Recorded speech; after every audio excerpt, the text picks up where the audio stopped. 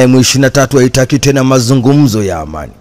Kundi la waasi wa M23 limetangaza kuwa halitoshiriki tena katika mazungumzo ya amani yaliyopangwa kufanyika mjini Rwanda nchini Angola, wakisema chanzo ni vikwazo vilivyotangazwa na Umoja wa Ulaya kwa kiongozi wa M23 na wanajeshi wengine pamoja na makamanda wa jeshi la Rwanda.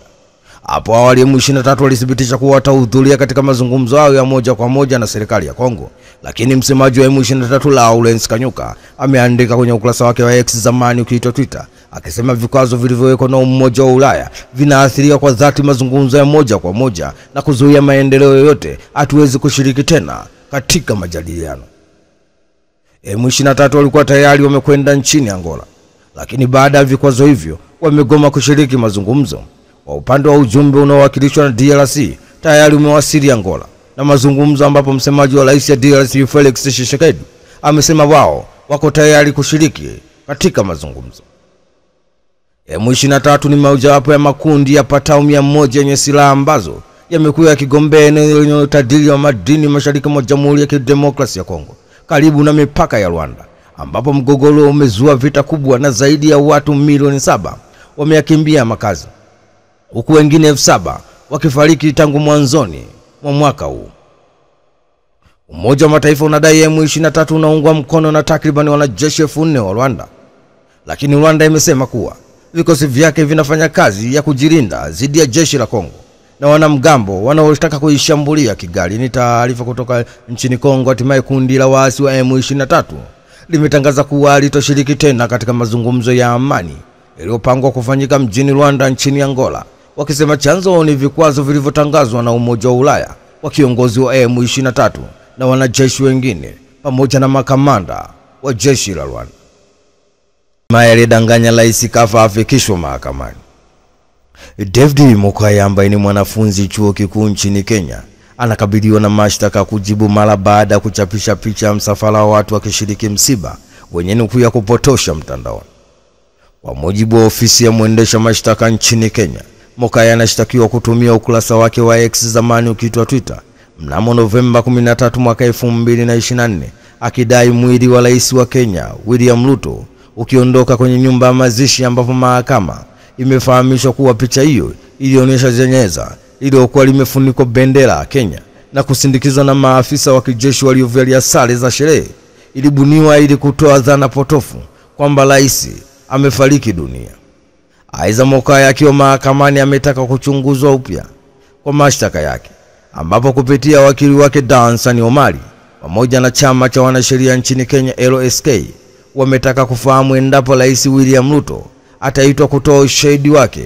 Kesi hiyo sasa imepangwa kusikilizwa kikamilifu Mei 29 mwaka 2025. Ni taarifa kutoka nchini Kenya. Hatimaye David Mukaya ambaye ni mwanafunzi wa chuo kikuu nchini Kenya anakabiliwa na mashtaka ya kujibu mara baada ya kuchapisha picha ya msafara wa watu wakishiriki mazishi na nukuu ya kupotosha mtandaoni. Hatimaye serikali ya Tanzania toa kauli ya kuna uhaba wa ARV. Serikali kupitia bohari ya dawa MSD imesema imejipanga kukabiliana na changamoto zozote zitakazojitokeza kutokana na uamuzi wa rais wa Marekani Donald Trump kusitisha misaada kwa nchi za Afrika ikiwemo ARV, ambayo Watanzania wametolewa hofu kwamba ARV zipo za kutosha nchini Tanzania. Akiongea kuhusu mafanikio ya miaka 4 ya rais wa Jamhuri ya Muungano wa Tanzania Daktari Samia Suluhu Hassan jijini Dodoma, mkurugenzi wa MSD Mavle Tukai amesema kutokana na maelekezo ya rais wa Jamhuri ya Muungano wa Tanzania Daktari Samia Suluhu Hassan kwa MSD hakuna cha kusubiri. Tumekushajipanga na kufanya maandalizi ya kutosha kwa kuzingatia athari zake kwa wananchi. Tumehakikisha tunayo mikataba ya kutosha katika ununuzi wa dawa zote na miradi msonge ikiwemo ARV, vyandarua, chanjo na kadhalika, ambayo inatokana na misaada ya ufadhili wa USAID, ili Marekani ikisitisha misaada wa Tanzania wasiathirike na chochote. Ni taarifa kutoka jijini Dodoma. Hatimaye serikali kupitia bohari ya dawa MSD imesema imejipanga kukabiliana na changamoto zozote zitakazojitokeza kutokana na uamuzi wa rais wa Marekani Donald Trump kusitisha misaada ya nchi za Afrika ikiwemo ARV, ambayo Tanzania wametolewa hofu kwamba ARV zipo za kutosha nchini Tanzania. Jaji azuia uamuzi wa kufungwa kwa USAID. Jaji Theodore Changwa nchini Marekani amezuia utawala wa rais wa Marekani Donald Trump kuchukua hatua zozote za kulifunga shirika la misaada la Marekani USAID, ambapo amesema taratibu za kulifunga shirika hilo huenda zilikiuka katiba ya nchi ya Marekani. Akitoa uamuzi huo, Theodore Lachang amesema idara ya ufanisi ya serikali na swaiba wa Donald Trump Elon Musk, ambayo ilifunga shirika hilo, huenda ilikiuka katiba ya Marekani kwa njia nyingi. Jaji huyo ameamuru irejeshwe uwezo wa kutumia kompyuta na mifumo ya malipo kwa USAID kwa wafanyakazi, wakiwemo wale waliopewa likizo na wale walioachishwa kazi. Uamuzi huo unafanyika katika kesi iliyoahirishwa kwa niaba ya wafanyakazi 26 wa USAID ambao hawakutajwa majina. Wanadai mahakama kwamba Musk sio thabiti katika kuvunja idara ya serikali ya Marekani, lakini pia katika malalamiko yaliyoainishwa Februari 13 mwaka 2025 mahakamani hapo, mawakili wa wafanyakazi hao wamedai kuwa mamlaka ya Musk sio halali, kwani haijateuliwa rasmi katika wadhifa wa serikali wala kuthibitishwa na seneta wa Marekani, na kuomba shughuli zote za Elon Musk zisimamishwe na kubatilishwa. Itakumbuka USAID ilikuwa ni mmoja wa mashirika ya kwanza kulengwa muda mfupi baada ya Donald Trump kuingia tena White House mwezi Januari na kuamuru kuisimamisha kwa siku 90. Ni taarifa kutoka nchini Marekani. Hatimaye Jaji Theodore Lachang wa nchini Marekani amezuia utawala wa rais wa Marekani Donald Trump kuchukua hatua zozote kuifungia shirika la misaada la Marekani USAID, ambapo amesema taratibu za kulifunga shirika hiyo huenda zilikiuka katiba ya nchini Marekani. Rais wa Somalia anusurika shambulio la Al-Shabaab. Rais wa Somalia Hassan Sheikh Mohamud amenusurika katika shambulio la wanamgambo wa Al-Shabaab mara baada ya wanamgambo wao kushambulia gari lake kwa bomu katika msafara wake uliokuwa ukisafiri katika mji mkuu wa Somalia, Mogadishu. Tukio hilo lilitokea siku ya Jumanne, ambapo maafisa wa serikali ya Somalia wamesema kwamba Rais Mohamud yuko salama kufuatia shambulio hilo, ambapo mshauri wa Rais Zakaria Hussein kupitia chapisho lake la X pia amethibitisha kwamba rais yuko vizuri na anaendelea na majukumu yake kama kawaida. Aidha, kundi hilo limethibitisha kufanya tukio hilo, ambapo wanajeshi na wakazi wa eneo hilo walishuhudia shambulio hilo wamethibitisha kuwa msafara wa rais uligongwa, ambapo inatokea miili ya watu 4 waliuawa katika shambulio hilo. Wakati Al-Shabaab wakifanya mashambulizi mara kwa mara nchini Somalia kwa sehemu ya kampeni yao ya miongo kadhaa ya kupindua serikali ya Somalia, shambulio la Jumanne lilikuwa la kwanza kumlenga Mohamud moja kwa moja tangu mwaka 2014 katika muhula wake wa kwanza madarakani, walipomshambulia kwa mabomu hoteli aliyokuwa hakizungumza. Saa chache baada ya shambulio hilo, vyombo vya habari na serikali ya Somalia vilionyesha picha ya rais katika wilaya ya Adan katika eneo la Sabay katikati ya nchi ya Somalia, ambapo vikosi vya serikali vinapambana na mashambulizi ya wiki 3 sasa ya Al-Shabaab. Ni taarifa kutoka nchini Somalia. Hatimaye rais wa Somalia Hassan Sheikh Mohamud amenusurika katika shambulio la wanamgambo wa Al-Shabaab mara baada ya wanamgambo wao kushambulia gari lake kwa bomu katika msafara wake uliokuwa ukisafiri katika mji mkuu wa Somalia, Mogadishu.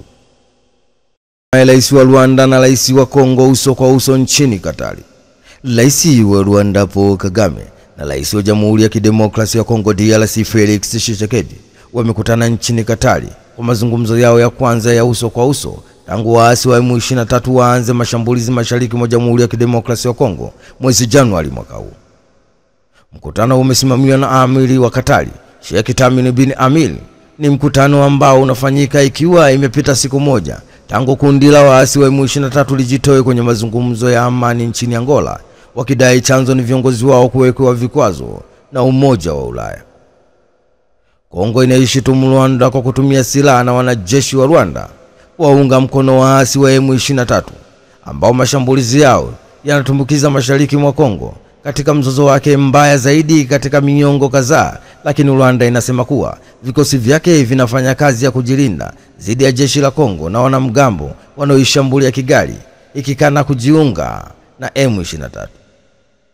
Wakuu wa nchi wamepongezwa na kuridhishwa na hatua zilizochukuliwa kumaliza mzozo huo, ikiwemo juhudi za upatanishi zinazofanywa Angola na Nairobi, pamoja na mkutano wa pamoja wa East Africa Community, pamoja na mkutano wa SADC uliofanyika jijini Dar es Salaam, Tanzania Februari 8 mwaka 2025, ambapo viongozi wote wawili walikiri kuunga mkono makubaliano ya kusitisha vita hiyo mara moja baada ya masharti kama maazimio ya mkutano wa Dar es Salaam yaliyoafikiwa yamekubalika pia juu ya haja ya kuendesha majadiliano yaliyoanzishwa na dola ili kuweka misingi ya amani na amani ya kudumu. Vita vya mashariki mwa Jamhuri ya Kidemokrasia ya Kongo vimedumu kwa muda sasa, huku madini yakitajwa kama kichocheo kikubwa cha mzozo huo, ambapo imeongezeka haraka tangu Januari mwaka 2025. Maelfu ya watu wameuawa na wengine maelfu kulazimishwa kuyakimbia makazi yao. Ni taarifa kutoka huko Katari. Hatimaye Rais wa Rwanda Paul Kagame na Rais wa Jamhuri ya Kidemokrasia ya Kongo DRC Felix Tshisekedi wamekutana nchini Katari kwa mazungumzo yao ya kwanza ya uso kwa uso tangu waasi wa M23 waanze mashambulizi mashariki mwa Jamhuri ya Kidemokrasia ya Kongo mwezi Januari mwaka huu.